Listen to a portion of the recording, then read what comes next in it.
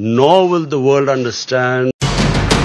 সাবেক প্রধানমন্ত্রী ইমরান খানের মুক্তি ও সরকারের পদত্যাগের দাবিতে বিক্ষোভে উত্তাল পাকিস্তান। পিটিআই ডাকা এই আন্দোলনে ৫ জন নিহত হয়েছেন বলে খবর পাওয়া গেছে। এদের মধ্যে ৪ জনই নিরাপত্তা বাহিনীর সদস্য। এদিকে নিরাপত্তা ঝুঁকি বিবেচনায় নিয়ে উত্তাল ইসলামাবাদের সংবিধানের ২৪৫ ধারা সক্রিয় করে সেনাবাহিনী মোতায়েন করা হয়েছে। পরিস্থিতি অশান্ত করার যে কোনো চেষ্টা, জঙ্গি তৎপরতা কঠোর হাতে দমন করার নির্দেশ দেওয়া হয়েছে।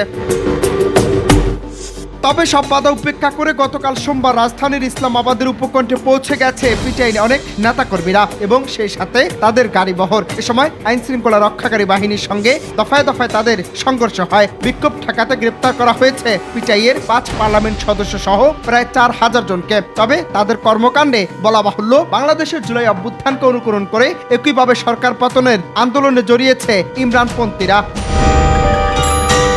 বাংলাদেশের মতো করে সেখানেও ইন্টারনেট সেবা বন্ধ করে দিয়েছে বর্তমান সরকার, আর ১৪৪ ধারা জারি করা হয়েছে। ভয়াবহ পরিস্থিতি হচ্ছে সেখানে। অন্যান্য দিকে এসব ব্যারিকেড উপেক্ষা করেও সমাবেশ স্থলের আশপাশে ঢুকে পড়েছে পিটিআই নেতাকর্মীরা। ইমরান খানের মুক্তির দাবির পর এখন সেটা সরকার পতনের রূপ নিয়েছে। এজন্য বাংলাদেশের ছাত্র জনতার জুলাই অভ্যুত্থানের বহিঃপ্রকাশ।